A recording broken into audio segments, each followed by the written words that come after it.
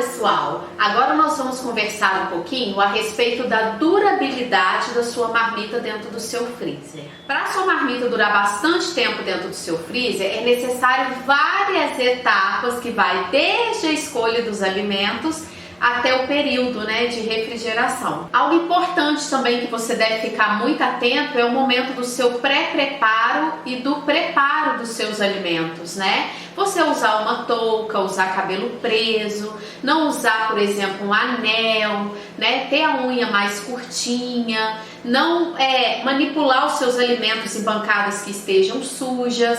Isso tudo, gente, é o pré-preparo. Um cuidado maior ainda você deve ter depois que o seu alimento ficou pronto, Você acabou de tirar do forno, você desligou ali a sua panela, que é o momento que você vai levar, a sua refeição para a marmita.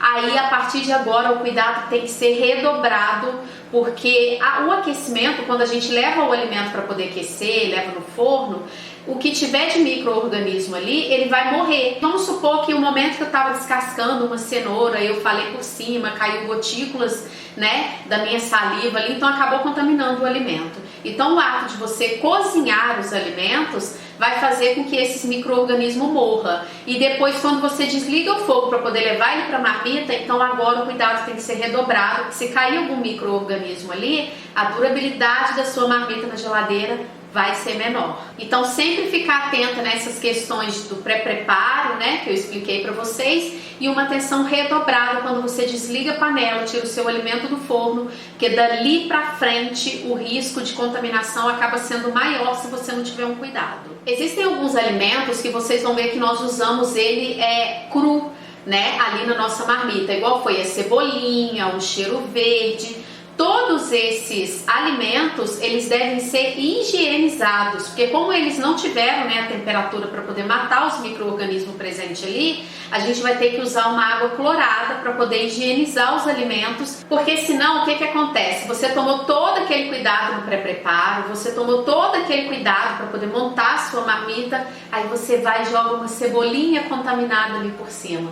Pode ser que a sua marmita ela estrague por esse motivo. Então, tudo aquilo que você vai adicionar em seguida cru deve ser higienizado. A não ser, por exemplo, a pimentinha, que a gente acabou colocando aí em uma das marmitas, porque ela é uma pimentinha que ela já foi pasteurizada, então ela já recebeu um tratamento ali já de pasteurização e por conta disso não houve necessidade. Existem alguns alimentos que foram utilizados na nossa marmita que, se você for para comprar, você vai pensar assim, nossa, é caro, mas que você deve ter atenção ao quê? Que foi o brócolis congelado e a couve-flor. Eu optei pelo congelamento porque para você comprar ele in natura e fazer o processo de branqueamento em casa é um processo muito minucioso, acaba perdendo nutrientes sim, porque dificilmente a gente consegue fazer esse processo de branqueamento em casa. Então eu optei por comprar ele congelado, porque são alimentos que aqui na minha região tem sazonalidade, não é sempre que nós encontramos no mercado. E para você, por exemplo, que vai vender a sua marmita, é muito ruim você, por exemplo, receber um pedido e você não ter aquela mercadoria do que seu cliente quer. Ou você, por exemplo, fez o processo de branqueamento errado e quando o seu cliente recebe ali a marmita, ver que algo ali foi deteriorado, então tem que devolver, isso aí acaba gerando um prejuízo financeiro. Então eu optei pelo congelado, que na verdade é o ultra congelado, porque a indústria ela consegue fazer o branqueamento e automaticamente ela congela o alimento de uma forma tão rápida que não tem a perda de nutrientes nesse caso. E é sempre legal também você fazer o cálculo, tipo, se você comprar ele in natura, você vai ter uma perda. E o do pacote congelado, você já usa todo o pacote. Então é sempre legal você ficar atento também. E principalmente também, por exemplo, a quem tem a vida corrida e quer fazer as marmitas para poder ter em casa congelado, acaba sendo ainda muito mais prático você comprar também o congelado. Isso vale para o brócolis, mas hoje em dia a gente encontra no supermercado também cenoura,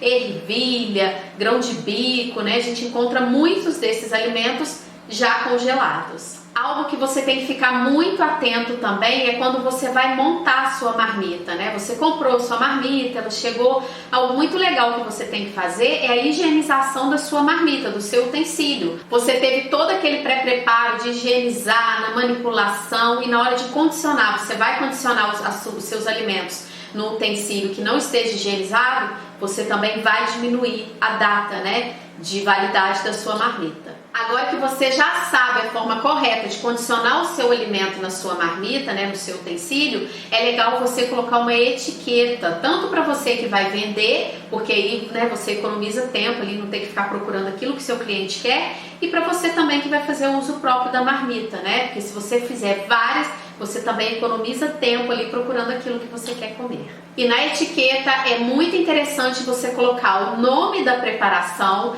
a data de fabricação e a data de validade. Entrando já nesse assunto de data de validade, todas as nossas marmitas que vocês terão acesso aqui, elas duram até 30 dias no congelador, você respeitando todo esse processo na manipulação e condicionamento do seu alimento dentro do seu utensílio, e até 3 dias no modo refrigeração. Após 19 horas da sua marmita refrigerada, ela já passa a ter uma perda, tá, de nutriente. Então não é muito interessante você refrigerar o seu alimento não, nessa questão nutricional. Quanto mais rápido você congelar suas marmitas, menor vai ser a perda de nutriente, menor vai ser o risco da sua marmita estragar e maior vai ser a data de validade dela. Hoje no mercado já existem, né, os freezer de ultra congelamento, que congelam o alimento, a sua marmita, muito mais rápido. Lembrando, quanto mais rápido congelar suas marmitas, menor vai ser a água, né, que pode se formar ali, vai conservar mais a textura dos alimentos, o sabor. Só que nós, donas de casa, a gente não tem esse freezer, né, de ultra congelamento. Então, como que eu fiz aqui em casa para poder preservar? Eu peguei a minha marmita, montei ela ainda quente, eu levei ela para a parte do refrigerador, que é a parte de baixo da geladeira, ela destampada, eu deixei ela lá, e aí foi saindo todo aquele vapor que se formaria na tampa se eu tivesse fechado.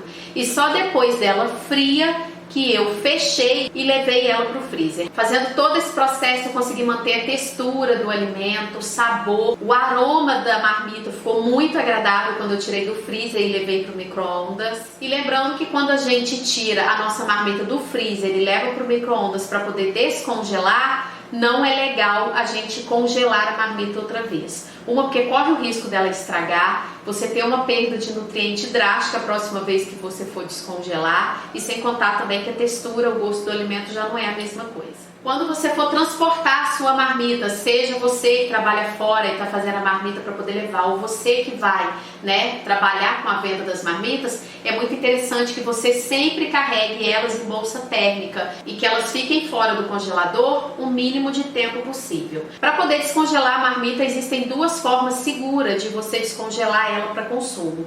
Uma já é tirando ela do freezer e levando para o micro-ondas, deixando em torno de uns 5 minutos, dependendo da potência do seu micro-ondas. E a outra forma é você tirando ela do seu freezer na noite anterior, deixando ela fazer o degelo no refrigerador e após você levando ela para o micro-ondas. Aí lá você pode deixar em torno de 1 a 2 minutos, dependendo da potência do seu micro-ondas.